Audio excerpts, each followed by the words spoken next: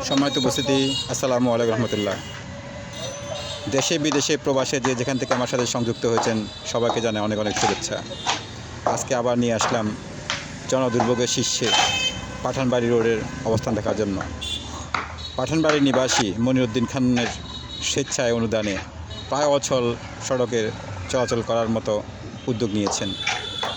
চলাচলের পথে যে জন সুগম করে দিবে আল্লাহর ঘোষণা, এটি একটি সদগায়ে জারিয়া, যা দুনিয়া এবং আখিরাতের উভয় জাহানের কল্যাণের জন্য। ফেনী পৌরসভার প্রশাসক মহোদয়ের দৃষ্টি আকর্ষণ করছি, পৌরসভার রোলার দিয়ে যদি এই সড়কটিতে একটি রোলারিং করে দেওয়া যেত, তাহলে অন্তত সাধারণ মানুষের যানবাহন, রিক্সা বা হেঁটে যাওয়ার জন্য একটু সুগম হতো। দীর্ঘদিনের অবহেলা আর প্রায় অস্তিত্ব হারিয়ে ফেলেছে। আমরা আশা করছি খুব তাড়াতাড়ি আমাদের এই সড়কটি উন্নয়নের ছোঁয়া দেখবে। স্বেচ্ছায় আজকে এই সড়কটি অন্তত চলাচলের উপযোগের জন্য, বৃষ্টির কারণে, অতিবৃষ্টির কারণে অনেক বড় বড় গর্ত সৃষ্টি হয়েছিল এই সড়কটিতে। আর আমাদের পাঠানবাড়ির নিবাসী মনিরুদ্দিন খান এই উদ্যোগটি নিয়ে ওনার নিজের উদ্যোগে, নিজের অনুদানে এই সড়কটি নির্মাণ করে দিচ্ছেন। এই সড়কটিতে অলরেডি রিক্সা চলাচলের অনুপযোগী হয়ে গিয়েছিল, আর এই অনুপযোগী সড়ক থেকে চলাচলের উপযোগী করার জন্য স্বেচ্ছাশ্রম।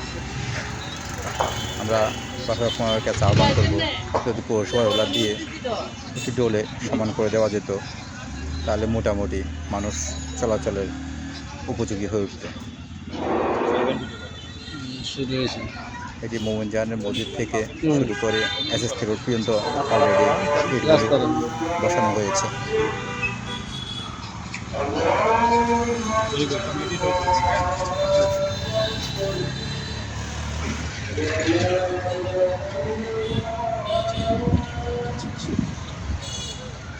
রিক্সাতে দুর্গতা, পায়ে হেঁটে যেতেও অনেক সমস্যা, আর ফিট দেওয়াতে এখনও একটু উঁচু নিচু হয়ে আছে।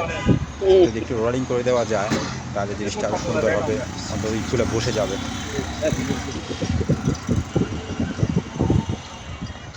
সবশেষে পাঠানবাড়ি রোডের জলাবদ্ধতা, মনিরুদ্দিন বাড়ির জলাবদ্ধতা নিরসনের জন্য আমরা সরকার কাছে বিনীত অনুরোধ করছি, এই এলাকার মানুষের দিকে একটু নজর দিন, মানুষের দুর্ভোগে একটু লাঘবের সুব্যবস্থা গ্রহণ করুন। যে যেখান থেকে দেখছেন পাশে থাকুন, ভালো থাকুন। ধন্যবাদ। আসসালামু আলাইকুম রহমতুল্লাহ।